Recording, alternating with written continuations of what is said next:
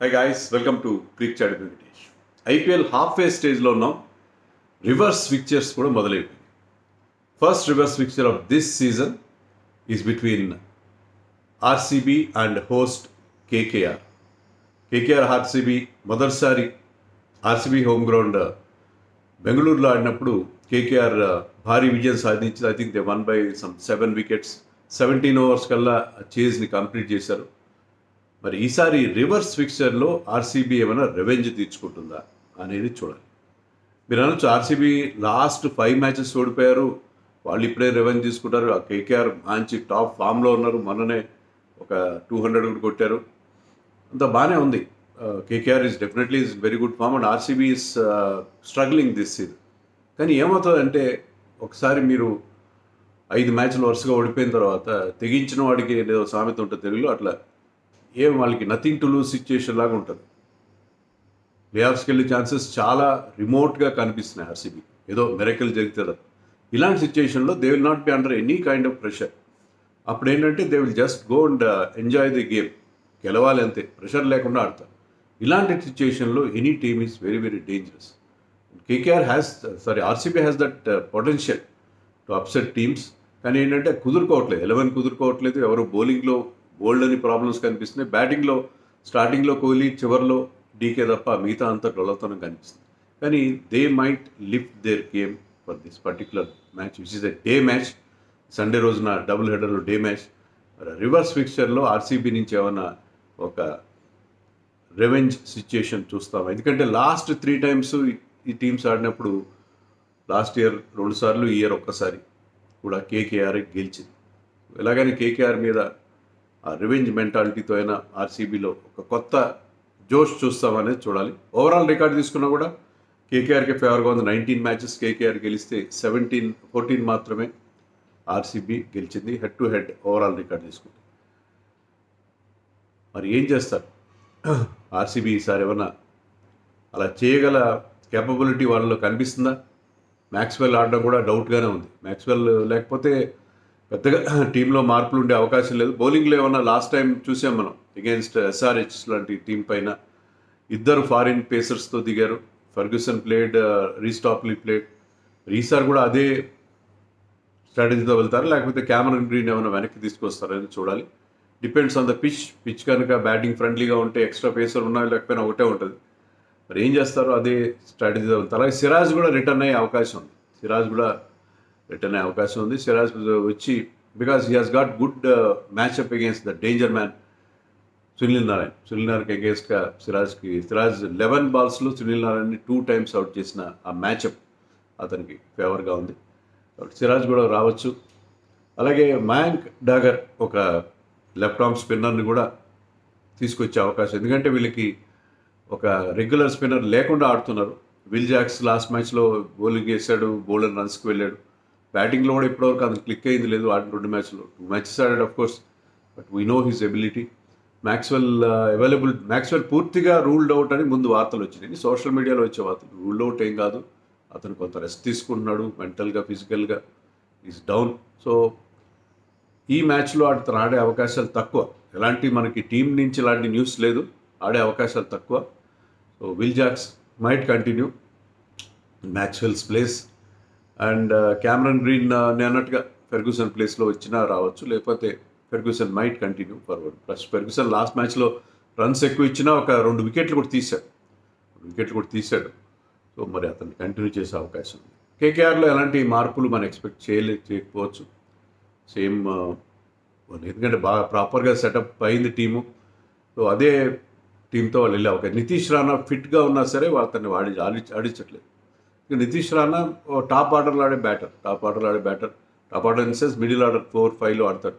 కానీ వాళ్ళకి అదంతా సెట్ అయి ఉంది కాబట్టి ఆ టాప్ 5 వాళ్ళు నితీష్ రాణా ఫిట్ అయినా కూడా అతను ఆడించట్లేదు. Ramandeep Singh because he's capable of some big hits, power hitting in the end. So అతన్నే కంటిన్యూ చేస్తున్నారు. సో వాళ్ళు అదే కాంబినేషన్తో వెళ్ళే అవకాశం మనకు కనిపిస్తుంది. ఎలాంటి మార్పులు ఉండకపోవచ్చు. సో అది పరిస్థితి టీమ్స్ విషయంలో. కొన్ని ఇంట్రెస్టింగ్ మ్యాచ్అప్స్ ఉన్నాయి. ముఖ్యంగా సునీల్ నారాయణ్ పర్ఫార్మెన్స్ గురించి మనం మాట్లాడుకోవాలి. సునీల్ నారాయణ్ ఈ సీజన్లో బ్రహ్మాండంగా ఆడుతాడు. మోస్ట్ వాల్యుబుల్ ప్లేయర్ రేసులో కూడా ఉన్నాడని చెప్పాలి. 6 మ్యాచ్ల్లో 7 వికెట్ తీసాడు. ఎకానమీ అతనిది బిలో 7 ఉంది, 6.87. Always very good economy. So అతను యాజ్ ఎ బౌలర్గా తిరుగులేని బౌలింగ్. బ్యాటింగ్ ఏమో బోనస్గా ఉంది. ఎంత పెద్ద బోనస్ అంటే ఎవ్వరు ఎక్స్పెక్ట్ చేయనంత బోనస్. 276 రన్స్ చేశాడు ఈ సీజన్లో. ఒక సెంచరీ, లాస్ట్ మ్యాచ్లో సెంచరీ చేశాడు, ఒక 80 చేశాడు. ఇదే ఆర్సీబీ పైన లాస్ట్ టైం 47 చేశాడు.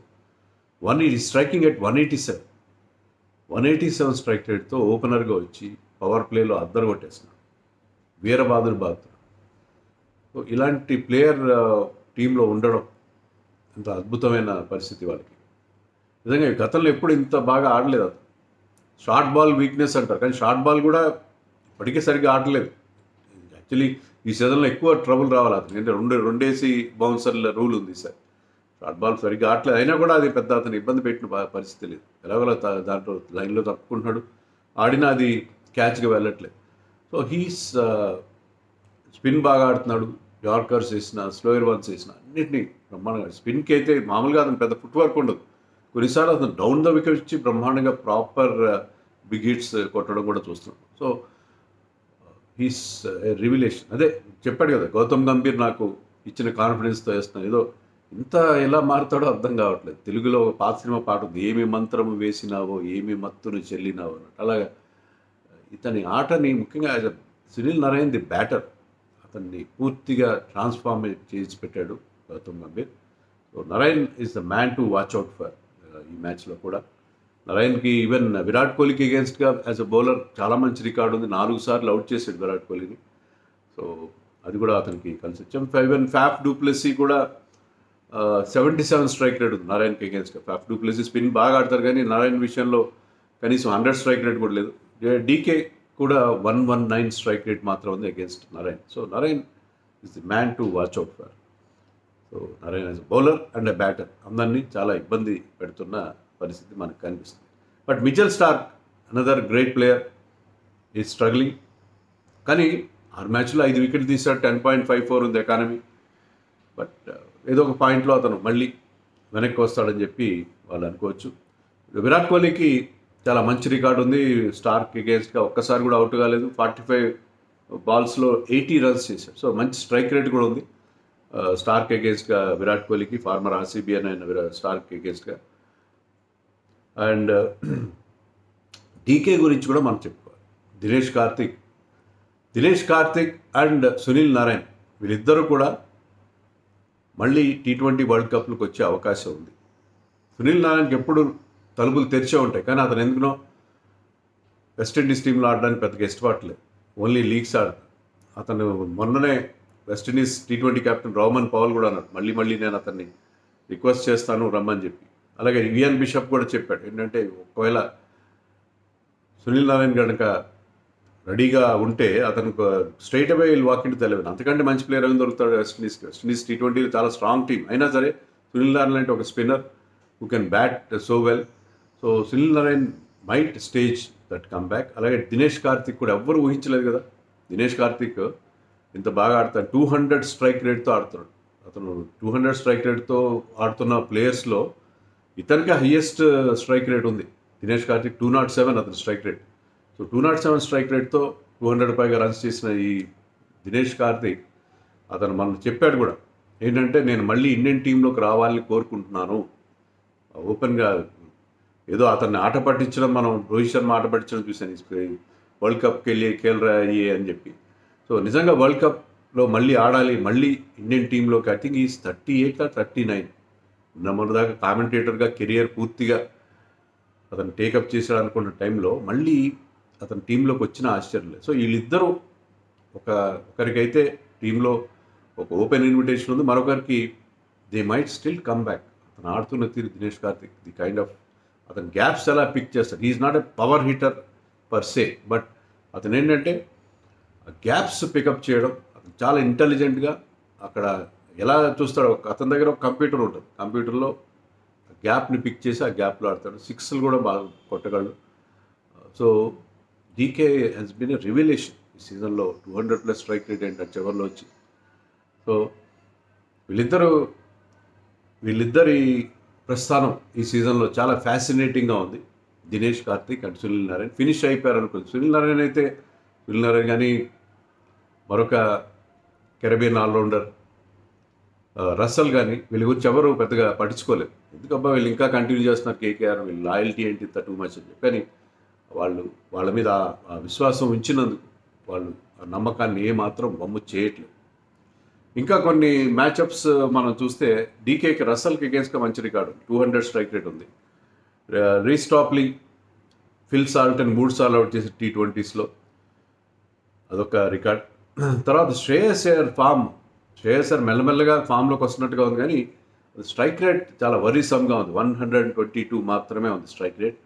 మేబీ T20 వరల్డ్ కప్ రేస్లో నేను ఏదో టీమ్ ఇంట్రెస్ట్ కోసమే ఆడదాం అన్నట్టుగా అది చాలా తక్కువ స్ట్రైక్ రేట్తో ఆడుతున్నాడు. సో అది కొంచెం అది టీంకి ఆందోళన కలిగిస్తున్న విషయం. Shreyas Iyer we know his talent, ability to play in different gears. So ఏదో ఒక పాయింట్లో అతను ఫామ్లోకి వచ్చే అవకాశం, ఫామ్లో లేనట్టుగా ఏం కనపట్లేదు, but big scores are eluding and is not striking at decent rate. ఆ రెండే ప్రాబ్లమ్స్ మనకు కనిపిస్తుంది. మరి ఎవరికి గెలిచే అవకాశాలు ఉంటాయి? పిచ్ ఎలా ఉంటుంది అసలు? పిచ్ గురించి మనం మాట్లాడుకోలేదు కదా. పిచ్ గురించి కూడా మాట్లాడుకోవాలి. ఇక్కడ 3 మ్యాచ్లు జరిగాయి. ఇప్పుడు 3 మ్యాచ్ల్లో 2 సార్లు 2 టీంలు కూడా 200 దాటి. ఎస్ఆర్హెచ్ జరిగిన మ్యాచ్లో కేకేఆర్ 208 చేస్తే ఎస్ఆర్హెచ్ చాలా దగ్గరగా వచ్చింది, 4 runs తేడాతో ఓడిపోయింది. తర్వాత వీళ్ళు 220 పైన చేశారు లాస్ట్ మ్యాచ్లో ఇక్కడే కేకేఆర్. దాన్ని బట్లర్ సెంచరీతో ఆర్ఆర్ ఓవర్టేక్ చేసింది. ఆల్మోస్ట్ 450 runs వచ్చాయి ఇక్కడ లాస్ట్ మ్యాచ్లో. ఇంకొక మ్యాచ్లో ఎల్ఎస్జీ 162 మాత్రం చేసింది, దాన్ని చేజ్ డౌన్ చేశారు. చేజింగ్ టీమ్స్కి అడ్వాంటేజ్ ఉంది. డే మ్యాచ్ అయినా నైట్ మ్యాచ్ అయినా చేజింగ్ టీమ్స్కి అడ్వాంటేజ్గా ఉన్నట్టుగా కనిపిస్తుంది. డే మ్యాచ్ కాబట్టి ఫస్ట్ బ్యాటింగ్ తీసుకోవచ్చు. మళ్ళీ ఒక హై స్కోరింగ్ మ్యాచే ఉండే అవకాశం ఉంది. అంటే 3 మ్యాచ్లో 2 సార్లు మనకి 400 పైగా రన్స్ వచ్చాయి కాబట్టి ఇక్కడ బ్యాటింగ్ విత్ చిన్న ground size, dimensions of the boundaries are small. Outfield is very very fast. మీరు 6లే కొట్టాల్సిన అవసరం లేదు. మీరు నేలబారుగా ఆడినా కూడా బాల్ బౌండరీకి బుల్లెట్ లాగా దూసుకుపోతుంది ఈ గ్రౌండ్. ఇంత ఫాస్ట్ అవుట్ ఫీల్డ్ ఎక్కడా మనకి కనబడదు. సో అందుకని ఇక్కడ ఖచ్చితంగా బిగ్ స్కోర్ వచ్చే అవకాశం ఉంది.